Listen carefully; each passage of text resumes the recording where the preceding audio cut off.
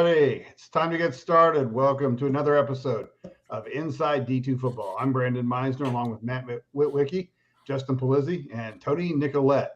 We have a lot to talk about tonight. We have a bunch of top 25 matchups. There was one in the GAC between Harding and Ouachita Baptist. There's another in the GLVC. Indianapolis visited Truman. We'll review some of the other top 25 scores. Look at stock up, stock down. Obviously, we'll do our pick segment as always, and in the overtime, we will answer questions, criticisms, and any kind of comments alike. So, once again, welcome to the show. Tonight, though, we start with the first top 25 matchup, the big game of the day, the Anchor Bone Classic. It was Grand Valley coming out on top, 49-28. An outstanding effort by the Lakers yesterday, Whit. You know, and every time these teams meet, Brandon, it feels like the regular season Super Bowl of D2.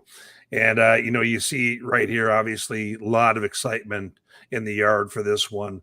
Both sides pumped up. Right away, Grand Valley gets a stop and then takes a shot downfield, and Cody Tierney comes up with a score and a little bit of somersault with that. They're up 7-0 right away, Grand Valley is. And then right on the heels of that, they take another shot downfield, Kyle Knott with the score. And Ferris is kind of wondering what's happening. It's 14-0 game, and Grand Valley does not let their foot off the gas. You can see here Avery Moore gets loose, ends up going in for a score.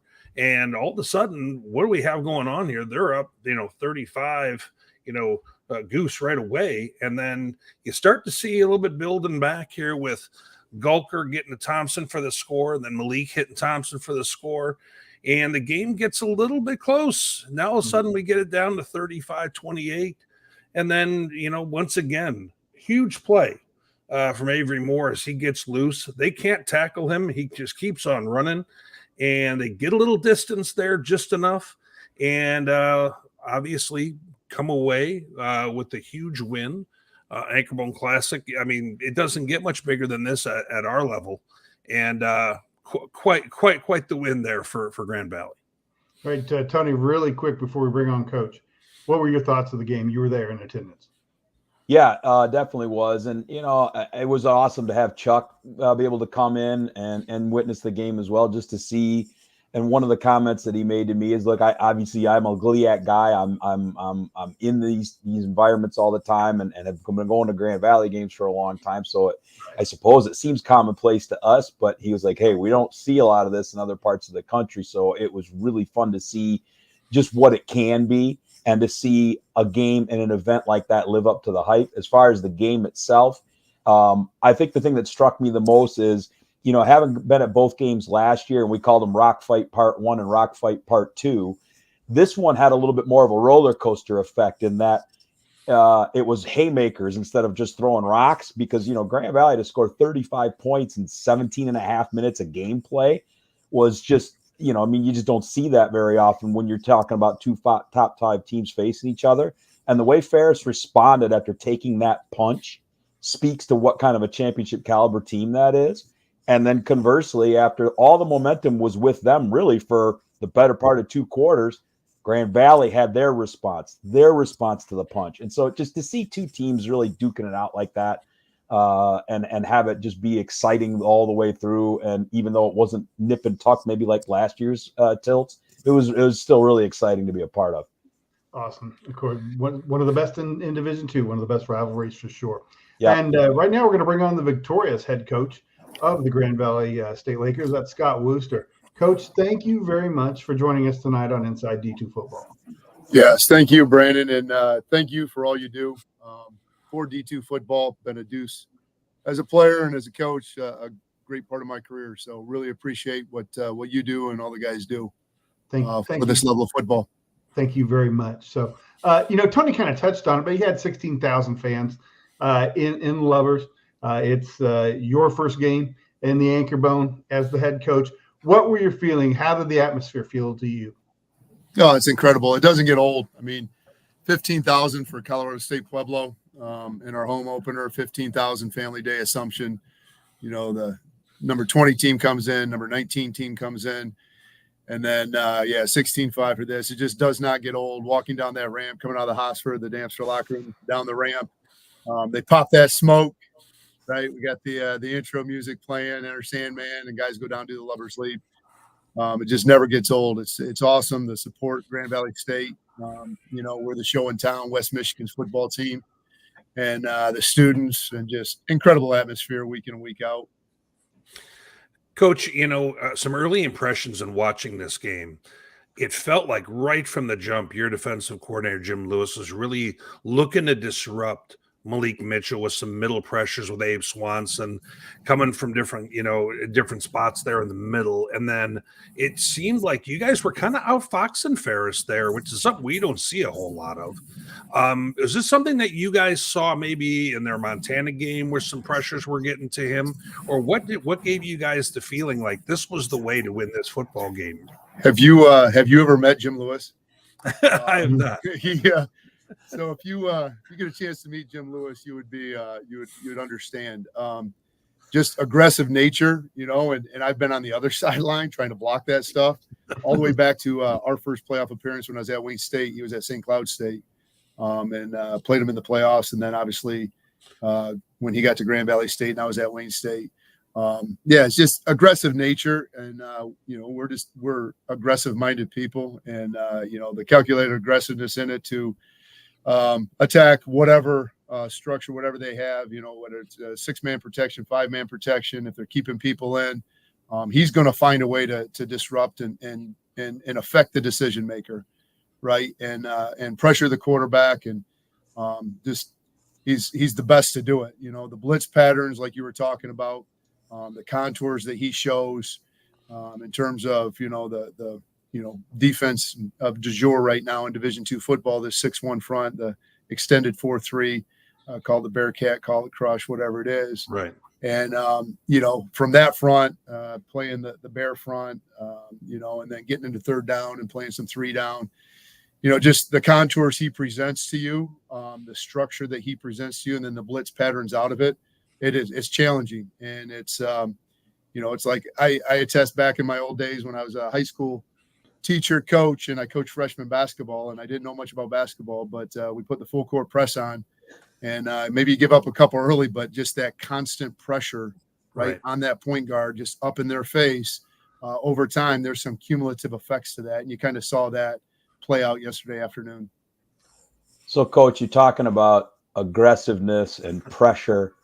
I don't know if you're going to get a better example of that than being up 3 scores already early in the second quarter and going in with an onside kick. I mean, the joint was, I think everybody was like, what are they doing? And obviously it worked beautifully. So there must have been some work done on it. Just what's going through your head at that point and makes you say, hey, man, let's roll the dice here and see what we can do to really put the pressure on. Yeah, and I think, it's just, again, calculated aggressiveness. The big part to that call, you see it on tape, and then to me, it's just all about timing, right, Tony? Like, just when is the time? And you've been at Grand Valley State games and the TV timeouts, right, the media. And a big part of that was you get a score, and you got media right afterwards. Well, I didn't want a media timeout, so I was just waiting for that moment where it was going to go, right back to action.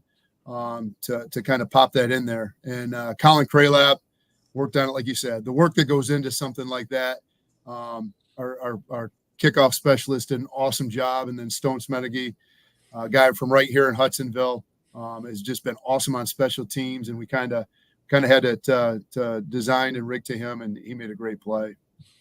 Was the goal to make Ferris one-dimensional on offense? The lack of ability to run the football yesterday was probably the game that I've seen from them that they couldn't run. Was that the goal going in? Yeah, absolutely. And you talk about Coach Lewis and his mentality, and then my mentality is, you go back and you talk about this rivalry. I grew up in the Ohio State-Michigan rivalry, Bo Schembechler, Woody Hayes, and then throughout the years. And to me, it's a Bo Schembechler thing. You have to run the football. If you're really good at running the football, the defense has to stop the run, or spring ball and fall camp is going to be miserable for the defense, right? And that's who we are. That's how we're built. So stopping the run, it's try to eliminate that part of the game plan week in, week out, whether it's Ferris State, Kentucky State, Saginaw Valley State, next week, Northern Michigan. That's how we roll. So obviously with a quarterback run system, it's challenging because you always got the extra hat, and then you add the option elements, and then you add the vertical elements, and obviously they present some challenges, and that was the majestic part of Coach Lewis and Coach Dunning, our D-line coach, did an awesome job, and then in the back end, put a ton of pressure on those guys, right? And Coach Postma did an awesome job, and they got their explosives and they popped some out there, but in the back end of the defense, our guys played tremendous because all the pressure was really on them. And I thought they, did an awesome job of, hey, we give something up, go 1 for 1. Let's get it back on the next play. Let's settle down and get them stopped, get the field goal team out there if it gets in the red zone. So, Coach, you just mentioned the defensive line and the back end of the defense.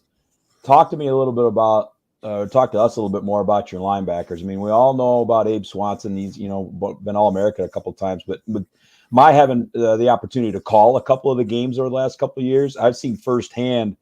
You see Abe making plays, but you see Anthony Cardamone, and you're like, this guy can make plays too. And obviously, he had a whale of a game yesterday. Talk more about that group and how they've developed even just within the context of this year. Yeah, and you look at the stat line for Cardi there, man. Like 11 tackles, 4 TFLs, 3 sacks, a pick 6, a PBU. I don't know if I've seen a more disruptive football game by a linebacker. And the coolest part to me as the head coach and just being an execution fundamental, and it's just the O-line coach in me, is to see like some of those sacks. He was the spy guy and just trusting the scheme and trusting the timing of it, just popping his feet. There goes the flush, boom, and he hits it. And the drop, obviously, just takes an awesome drop, breaks on the football to get the pick 6. Just obviously tremendous athlete, tremendous feel for the game of football, awesome instincts. He was a Macomb County guy, Utica Eisenhower football player. And then to partner that with the skill and the trust in the scheme was awesome to see. But DeMonte McCurdy played a heck of a football game last night or yesterday afternoon. JT Pop was setting edges at the outside linebacker position. Jack Grice played extremely well. So, some depth there. You can feel you have the confidence and trust to take an All-American off the field against a Ferris State, and our play doesn't change. Coach, it was an interesting situation when you guys got to 35 donut. Chuck and I, Chuck Bittner from our show and I are sending messages to each other saying, this is where it gets a little bit tricky, because all of a sudden now you guys, it's hard to, do you stay aggressive? Do you, or do you run the risk of now going from being the hunter to the hunted? Mm-hmm. And then you find yourself in that second quarter, things all of a sudden whittle down to 35-21 going into half. And it felt like, things were changing a little bit. Tell us a little bit about your feelings on that whole window as that was occurring. Yeah. We talk about starting fast, and I guess we did that last night, this afternoon. And no, I mean, I'm with you. Like, I looked up at the scoreboard, and it was 12:34, 1, 2, 3, 4, after we scored the 35th point. And my background, my master's work, my graduate work was in sports psychology, studied flow. You study championship football teams throughout the years, and you listen to like the Peyton Mannings and the Michael Jordans and these guys. And, a game, there's going to be ebbs and flows, and when you talk about flow, you talk about momentum. Those are realities in sport. Those are realities in football games like this. So there was a huge part of, to me, just managing. They were going to make a run. It's a great football team. They're really talented football team. They're going to make a run. They chose to go with Carson Gulker, and that kind of sparked some things and got some things going. So just managing that, as I look back, the big turning point was we go to a quarterback run, and there's a turnover with 1:30 right before the half. Right. And it's something that's blocked up, and we should rip it. And just, a couple execution errors, obviously. Didn't have great ball obsession there, and the ball comes out, and that was the huge kind of one that kind of we didn't manage the momentum great right there because the execution error and then obviously the lack of ball obsession on that play because they go in to score and that's what made it 21. Without that, like I said, you go in 35-14 and you feel like you really managed that momentum and then come back out, start fast in the third quarter. So, yeah, that was the point where it's like, all right, we got to come back out, start fast in the third quarter. We did not do that. We did the opposite of that. And it really took until late third quarter, fourth quarter. But there was a feeling from me just knowing this group of guys, this group of men, and that our response in the fourth quarters, obviously it started with the Mines game and then it's kind of built on through. We got to do a much better job in the middle eight. We got to do a much better job second, third quarter. And we've worked to get that. And an assumption, we did a really nice job coming out in the third quarter. But we got to continue to work on that and grow there. And there can be some tremendous growth with that football team in the middle eight. But I knew the identity of this football team and who they are in the fourth quarter. And I've always said this, like our guys, when they have to do something, they do it. And I said this, and I know it's probably become a little cliche, but that's what men do, right? When you have to do something, when you have to be there for your brother down the road, you have to be there for your wife, have to be there for your kids, whatever. Men show up and they do it. And we had to go score when it came down to a 7-point lead, and we did. And probably the most difficult field position we had, went 89 yards, converted a huge third down. Donovan Johnson, a guy you probably haven't heard of much, but just runs a great dig route, great protection. Cade rips it in there. He makes a play, and then we get the thing rolling and really start the fourth quarter that way with getting back to the 14-point lead. Then we get the stop. So when we have to do something, we do it. And I trusted that, and I trusted our guys to get it to the fourth quarter and do that. So there's a huge element of knowing this football team, knowing the men that we have here in the Hosford Football Center, that when they have to do something, they do. And you saw that full display yesterday. Coach, when Avery scored on that 40-yard run at the in the to get it to 42, were you then able to breathe again? Yeah, it was one of those, and it was a key to the football game too. With you talk about red zone, and you talk about not getting the field goal team out there on offense and getting the field goal team out there on defense, and we haven't been to our standard this year in the red zone. So a huge key to this football game is, and obviously against a defense like Ferris, you get in the red zone and the space constricts and all that stuff. And so we scored, I think, 3 or 4 of our touchdowns from that 35 to 40 area, 36, 37-yard line. And that was a huge key because you don't have to snap the ball again with that reduced space. So it was huge. It was absolutely huge. And you want to talk about execution. They brought 7. Gabe Brown, Gavin Casa at tight end. Khalil Eichberg was the lead back on that. Kyler Blake Jones at center picked up the mic. It was all 7 of them, and we clicked it off perfectly. And Avery hit it, great tempo on the run, and then a little bit of recruiting and genetics takes over there, and he had an awesome stiff arm and found his way into the end zone. And well, I think Coach. Play. Yeah, I think the unsung heroes certainly are your offensive linemen and how well they did. One last thing for you, Coach, is that your squad was dangerously close to starting 0-2 this year. You guys had you guys had a tough game at Mines, which, let's be honest, playing at Mines is a tough game. And then you guys kind of had a bit of a firefight with Pueblo. You guys get out of it okay. Yeah, a little bit, yeah. Now you guys are really rocking, and how would you kind of grade where you guys are at here at this point in the season? To me, just growth mindset, the Carolyn Dweck stuff, like I'm a huge believer in it, and just get better every day. You never arrive. I think I've been on those football teams and been part of those football teams that you finish fall camp, like this is our team and this is how we're going to roll. And coaches always talk about the growth from week 1 to week 2. That's the most growth you're going to have. But the awesome part about this group of dudes is 1 to 2, tremendous growth.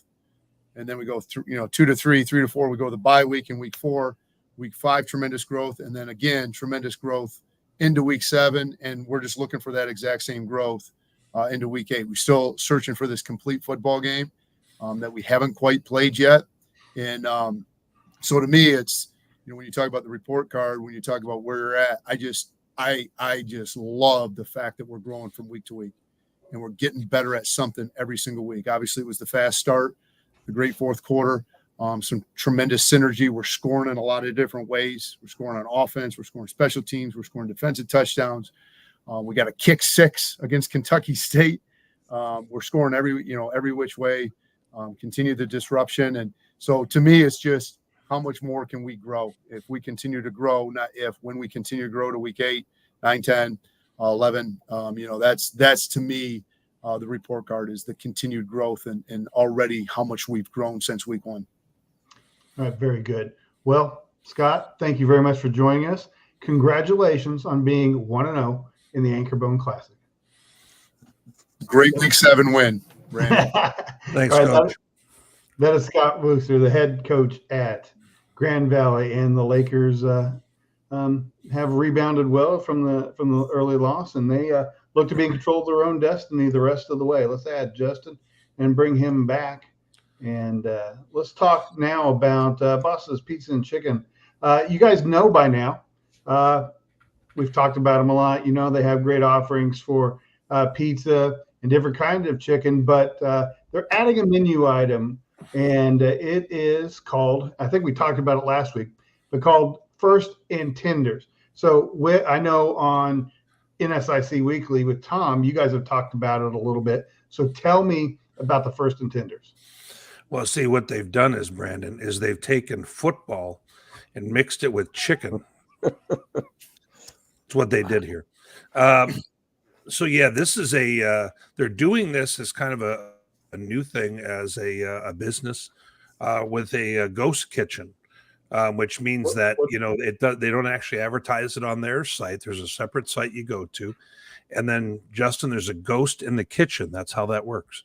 No. And we're going to be actually this Tuesday evening when I shoot my show, the NSIC Weekly, Tom and I are going to have a live look and eat this product. We're not going to eat like a 28-inch pizza or any silliness like that. That's long gone. But you guys can see the different flavors that they have there and everything else. And your doctor might disagree with it being long gone, but that's a different discussion altogether. Yes. Now, despite the fact, Brandon, that I ate about an hour ago and I'm actually nourished, I could eat some of that just for enjoyment. Right? That's exactly right. But anyway, go to their website. It's First and Tenders. Let me bring the other graphic back up. It's not the Boss's Pizza. I do like the graphic, by the way.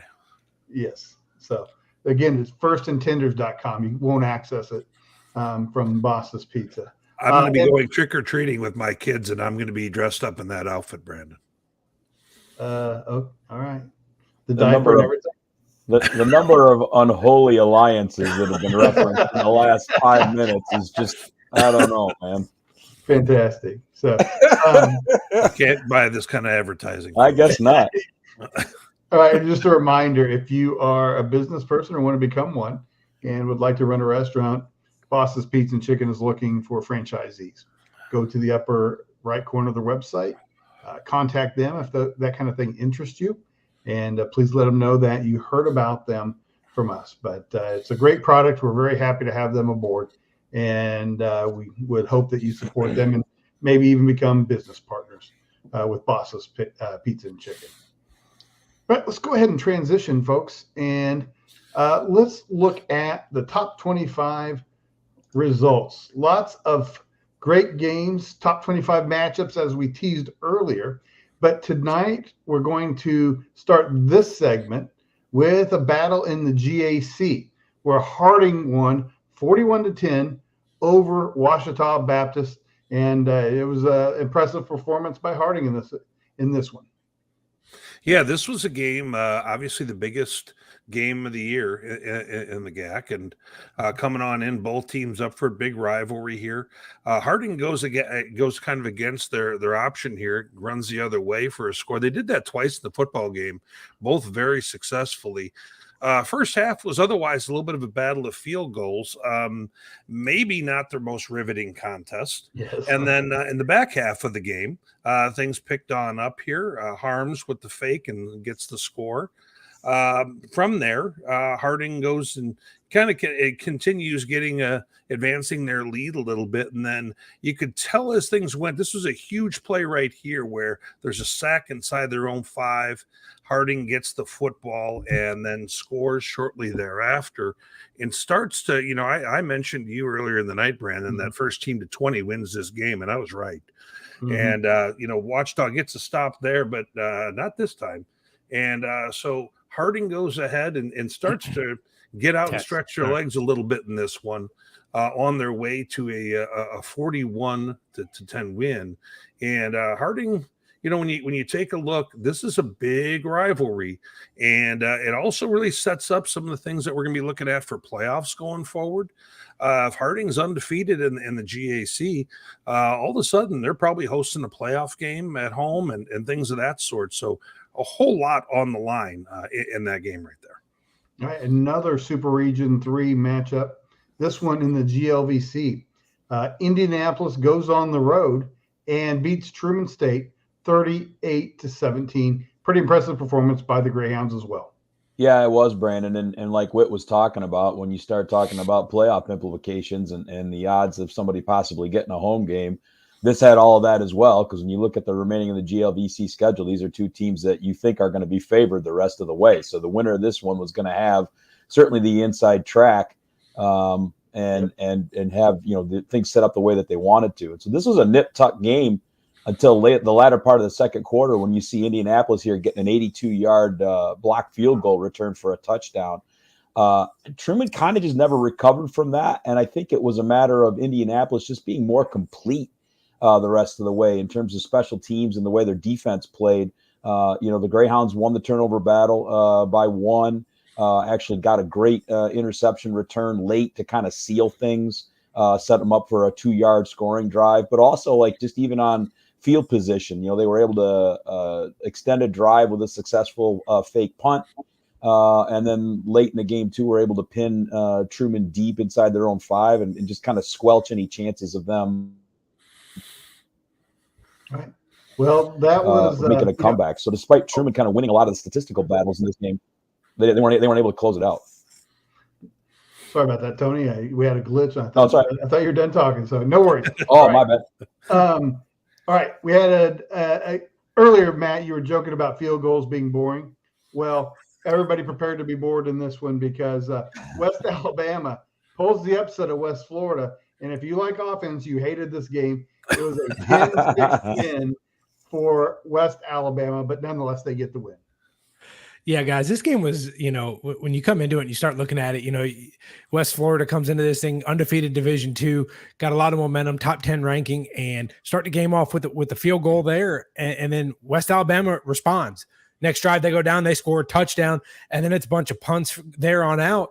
West Alabama actually came out in the second half, kicked that field goal to take a 10-3 lead, and then it wasn't until late in the fourth where West Florida got the second field goal. But overall, it was a gritty win for West Alabama. You got to give them credit, guys. They're, lost the last 2 coming into this one against Delta and West Georgia, came into it at 2-4. For them to grit this one out against a top 25 team, their defense at West Alabama, we know is pretty good. We know, they're pretty strong. So for them to come out and win this football game and do what they did, it was an impressive win. If you do like field goals and you like defense, you were probably pretty excited, but not necessarily, I think, what we all expected going into this one.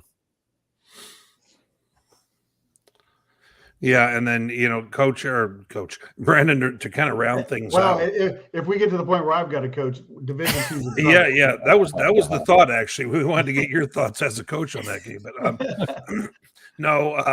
kind of our final big game involved, your old school, Brandon, Northwest Missouri State. Trying to kind of play the Undertaker and get back up off the canvas against Missouri Western in a game that's always a great rivalry contest. Kind of tell us a little bit about that, if you would.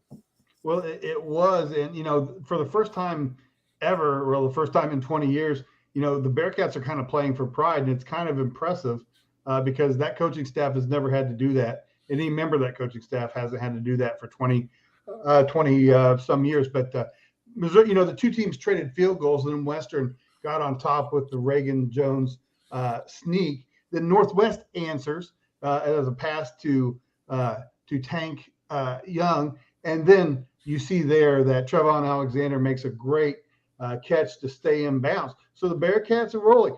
Then right here, Keshawn Griffin gets loose. So the Bearcats at this point are up 24-10.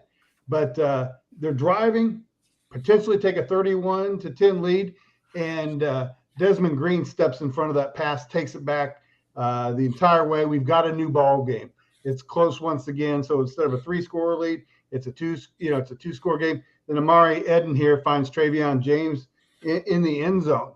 And here's the Bearcats trying to run the game out. Jay Harris gets the first down, doesn't go down, and Missouri Western is able to strip the ball. And so they've got a chance with about a minute left. Fortunately for Northwest, unfortunately for Missouri Western, Shane Fredrickson is able to step in front of that pass and preserve the win for the Bearcats. And, that's something that they've done is that Bearcat defense has won a lot of games with big plays, especially at Missouri Western. But I thought it was a real gritty win for a team that's not in a position that it's usually in. So. Well, and then playing the role of spoiler at that point in games going down the stretch here. Right. Well, I think that they believe that they still have a shot at the playoffs. Okay, I don't believe that, but I don't believe that, but they can believe that. Yeah, exactly right. So, speaking of that, let's talk a little bit about Super Region 4 in the playoffs. And we're not going to get into a deep dive. It's not time for that yet. Right. But what the Lone Star is kind of interesting right now. Central Washington is 5-0. So what are your thoughts on the Lone Star win? Yeah, we take a look and we don't see Central Washington, in the polls and things of that sort. It's a weird deal that's going on right now, Brandon. They're 5-0 against D2 competition. Right. I should have specified, yes. Hasn't necessarily been real pretty along the way, but they're 5-0. They have a loss against an FCS and an NAIA, neither one of which are going to count against them, in terms of the selection criteria. And then you have Angelo sitting there with 2 losses, but they're kind of bull on their neck right now. And you have UT Permian Basin, who is kind of looking like the team with maybe the biggest upside. They can score a ton of points. They got the best quarterback in the conference. And you start to look at the Lone Star and you say, okay, what exactly is going to pan out here? Central Washington has some tough games left. I don't know, Brandon, if they're going to be able to hold on and stay unbeaten, because if they stay unbeaten, that's going to really kind of put a little bit of a wrench in what people are maybe looking at with Super Region 4. Teams are you think teams like Colorado Mines is probably the top team, and you got Mankato, right, and maybe you have Bemidji, and you have, Western Colorado. Well, if undefeated Central Washington makes the dance, it's going to make people really have a hard time figuring out where exactly do they sit. They're not going to play as many games and so forth. So we just kind of wanted to point out that while the Lone Star hasn't gotten a ton of attention or love so far this year, Central Washington is kind of that team right now that you got to keep your eye on. Right. And, the Super Region 4 is always kind of interesting because it seems that more 3-loss teams and 2-loss teams make it than in other regions. And it'll be real interesting to see how Central Washington's record with fewer games plays out there. No doubt. All right. There is more to come on Inside D2 Football. October is Breast Cancer Awareness Month, and D2Football.com and Inside D2 Football are teaming up with the Pink Clover Foundation. This 501c3 nonprofit foundation was formed by family and friends after the passing of Colleen Sorbello in 2017. While she was fighting breast cancer for 4 years, she participated in many trials and was passionate about finding a way to make the treatment less harsh for women fighting breast cancer. Pink Clover's mission is to raise money for breast cancer research, provide free breast cancer education seminars, and closest to their hearts, provide comfort for women who are struggling while battling breast cancer. Since 2018, Pink Clover has raised over $670,000, providing direct assistance to women affected by breast cancer. They have also partnered with 3 hospitals and raised money for research, including the University of New Haven's Breast Cancer Research Laboratory. To see how you can help, visit pinkcloverfoundation.org or visit their Facebook or Instagram pages by searching Pink Clover Foundation. And once again, that address is pinkclover.org. It's a great foundation started by a fan of the show. And if you're so inclined, please support them. We would greatly appreciate that. And so would the ladies affected by breast cancer. All right, gentlemen, it's time for the snarkiest section of our show, and that is the stock up, stock down segment. And let's start tonight with an up. We're going to start with East Stroudsburg. They're looking and trending in the right direction right now. Well, who better to be positive and happy and cheery and talk about the PSAC than Whit? But you know what? They've caught my eye because I was taking a look, Brand, at Super Region 1. And you know what? Right now, they're kind of in that playoff mix. And, you know, they got one loss. And you're taking a look at the fact that they beat Westchester for the first time in about 10 years, you know, on Saturday. Yep. They are in the top 20 ranked nationally defensively. And you know what? They are a team that is really leading the way on that side of the football. And I really thought they were worth recognizing. Right. Unfortunately for the Notre Dame Falcons, we've labeled them as stock down. Yeah, Brandon. I mean, you know, coming into this year, I think, you know, based on what they've been putting on the field the last couple of years, we had some pretty decent expectations for them. You know, when you look at the early part of their schedule, okay, they get a couple of early wins, and then, you know, losing to Glenville and Fairmont, those are just teams you kind of don't expect them to drop games to. And yeah, they were 3-point contests, so at least they were close. They rebounded and get a good win over a good Frostburg team. But then, you know, this past week, I think a lot of us picked them to beat Charleston, and maybe we undersold Charleston, so shame on us for that. But to go into that game, you know, especially with a guy like Idris Lawrence averaging over 100 yards a game, you know, you think you should be able to control tempo and run the ball really well, and they kind of did that. But sorry, the Notre Dame defense got rolled in that game.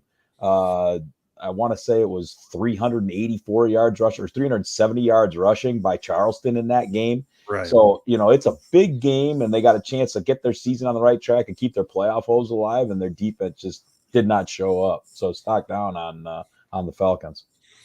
All right, Coach Poe, stock up, Tusculum. Tell us about it. Yeah, guys, they come off this weekend beating UVA Wise 35-7. They've won 2 in a row. They're sitting at 4-3 overall, and they've got Emory and Henry and Erskine the next 2 weeks. And not to look too far ahead, but that sets up that big showdown against Mars Hill at home on the 4th of November. So right now, Tusculum's trending in the right direction, playing good football, getting better. And they lost to Barton 3 weeks ago in a 17-14, a kind of shootout there. A game that could have went either way. So, you know, there are a couple plays right now from sitting at 5-2. And so I think Tusculum, they're starting to play well, and they're starting to play good at this time of year, which is really important as we start trending here towards the end of the season. All right. Very good. That is our stock up, stock down segment for this week. The Pick'em segment is up next. Just wanted to take this opportunity to thank those who have supported D2 Football this year. D2 Football is free, but it isn't cheap. Your support helps offset our expenses and allows us to expand our coverage. If you like what we're doing, please consider supporting us. Visit d2football.com/support. Or if you want to do it the old-fashioned way, click contact on the website to find our mailing address. But again, thank you for supporting D2 Football. All right, well, let's see how we did last week. Nobody, excuse me, had a perfect week, but several 4-1s, which is pretty good for us. Obviously, a lot of us whiffed on the Ferris game, and but other than some no, we didn't. Not all of us. Sorry, I understand that. You know what? Take your victory lap. Because we sure give it to you when you picked Ouachita. That's way, how more about than Ouachita bad. game go? Anyway, not a bad week overall for us. He took Ouachita though. I know does that negate the other easily? Okay, fair enough. All right, let's look at the ones to watch for this week. So Allen 5-1 will be facing Miles at 5-2. That'll be a great SIAC matchup. Harding, after the big win over Watchdog, can they go on the road and beat Southern Arkansas? Yes. All right, very good. Yes, they can. All right, Charleston, as Tony said, not getting maybe enough credit, or maybe we're just trying to wait and find out and be sure. But Charleston, 6-0 will play at Fairmont State. And let's look at that. Wingate, 4-3 at Barton, who is 5-2. And Pittsburgh State, 7-0 at Northwest Missouri, 4-3. Normally those are records that would not be included in a ones to watch, but I think the Bearcats are playing good football the last two games and probably pose a real threat to Pittsburgh State. Yeah. Having said that, we didn't put them on the pick'em because I figured everybody would choose Pittsburgh State. Fair. All right, let's move though to the pick'em. And this week we have California at Slippery Rock, UT Permian Basin at Angelo State, Minnesota State at Augustana, Emporia State at Central Missouri, and a wounded West Florida team at Delta State. Let's go ahead and start with Cal at Slippery Rock, and I'm going to go first, and I will pick Slippery Rock in this one. Whit, you're next. Cal's offense is good, but I tell you, I think Slippery Rock is the clear number one in Super Region 1, and I like him in this one. Okay. You said Cal, right? Oh, I'm sorry, Slippery Rock. No. Oh, okay. No, Slippery Rock. I was doing two things at once, which means I was doing neither of them well. So I understand. That was probably on me. So Tony. Now he's quoting Pfizer ads with Travis Kelce in them. So okay, No. Two things at once, right? It was Ron Swanson. You never have to A something; you full A it. So yeah, we've been talking for weeks, guys, about how we think Slippery Rock's probably the best team in Super Region 1. So until somebody does something about it, it's hard to pick against them. I'll take the Rock. Okay, and Justin. I'm kind of with you, Tony. I mean, it's going to be hard to pick against them at this point, particularly I think at home. So I'm going to take Slippery Rock. Fair enough. I'll own that one. We all picked the same team, but we will get Chris's and Chuck's selections. UT Permian Basin at Angelo State. Whit, start this one out for us. And this one here, I actually, and I don't know if Angelo, we've got in the graphic Angelo 6-0, but Angelo with two That losses. is incorrect. Yeah. Oh, okay. Yes. That is incorrect. Yes. That's okay. And UT Permian Basin, I think that they really have something developing there. I'm going to take them to win this game on the road. Okay. Right, Tony. Well, and guys, we've talked about it until somebody does something about it or proves it. I think we all have that Missouri in us, right? So show me. But I don't know, man. I picked Permian Basin at the beginning of the year. I mean, part of it was a bit of a flyer, but now I got to roll with them. So I think they actually can get over Angelo on this one and really start to establish themselves as the front runner in the LSC. So give me Permian Basin. Fair enough. Justin. This is a week where I have no grasp on a lot of these games. I feel like I'm treading water here with a same as the rest of the season. Great job. All right. Let's go. Well, you're right. No, I think a 2-loss Angelo team, losing 3 games in the season, I just don't see that. Permian Basin is going to be tough. They're going to be, a 1 loss, and they're playing well right now. And I think that's the part to me that really catches me. So I'm going to take Permian Basin on the road, and they're playing well. Okay. I will pick Angelo at home to win. And we'll see how that one turns out. All right. What do we got next? Minnesota State at Augustana. Tony, you get to start. Yeah, hey, Luke, I give the Vikings credit for getting about the 7-0, but you look at who they've played, and it's not exactly a murderer's row. And Minnesota State's already handled a couple of quality opponents and have really started to establish themselves as probably the most physical team in the NSIC. Whit may have thoughts to the contrary of that, but I really like the Mavericks here. Okay. All right, Justin. Minnesota State. Minnesota State. Yeah. I'm Yeah, taking them on the road this week. Yeah, I think that Augustana has a pretty good team. I think Minnesota State's one of the best teams in the country, and there's a difference between the two. I'm going to pick the Mavericks as well. Whit, finish us off. When I've watched Augustana, they can really light up the skies at times, and they've got some great athletes on the perimeter. This seems like one of those type of things where if they were able to go ahead and really get that passing game going, we got to see Moorhead give Mankato some real troubles with that a week ago. That said, I think it's going to be a very tight game. I plan on going to it at Augustana, and Nice. I do have the Mavs outlasting Augustana just because I think that they just have too much, especially up front. But man, I'm looking forward to it. Okay. All right. We're also going to pick West Florida at Delta State. Gentlemen, Whit, start this one. I'm going to step backstage for a minute, and then I will be back. So go ahead and start with picking West Florida and Delta State. Yeah, with West Florida and Delta State, watching the way West Florida this year, guys, right now they're averaging right about 32 points a game offensively. The last two seasons, they've been at like 45 and 42, and they had integrated a little bit more of a running game a year ago, and they haven't quite had that success on the ground in the same way, and they're just not efficient enough through the air. I'm going to take Delta State in this one. Justin, what are your thoughts, buddy?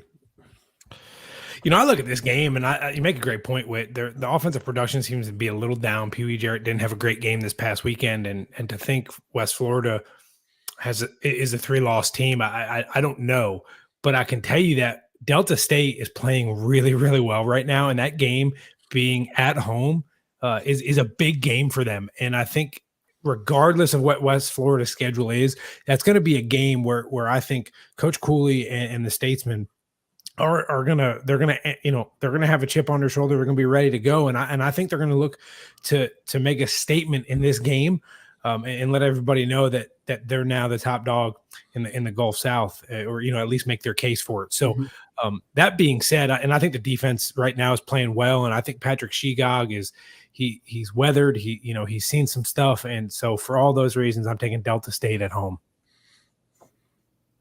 All right. And Tony, what do you got? Yeah, look, guys, if Patrick Shegog is potentially considered to be not all the way healthy, he could still account for 4 touchdowns against a decent North Greenville team last week. I don't know what hope. I mean, look, West Florida is still West Florida, but yeah, Delta State's got to be the team to beat here. Okay. And, it was we selected this game as one of the pick'ems.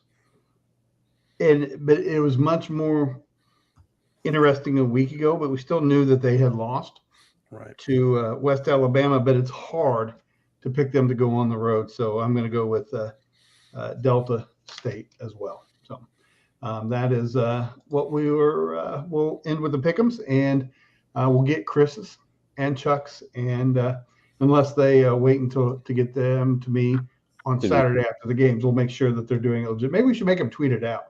Did we skip a game? Oh, Emporia Central. On my bad. I'm sorry. Yeah. Okay. Well, I was doing 2 things at once again. I'm a glutton for punishment here, guys. I got to get some more incorrect picks in. So, let's keep it rolling. Fair enough. You sound like me now, Tony.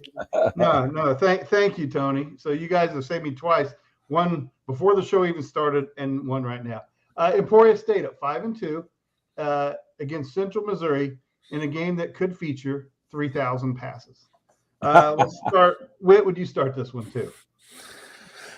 Yeah, this one, I was taking a hard look at, Super Region 3, and Brandon, I think there's a risk that a 2-loss MIAA team may not make the field, because right now it looks like Truman with 1 loss and Indy will probably both make it, my guess. But in any event, I think Emporia State's going to rebound here, and I think that they're going to win at Central Mo.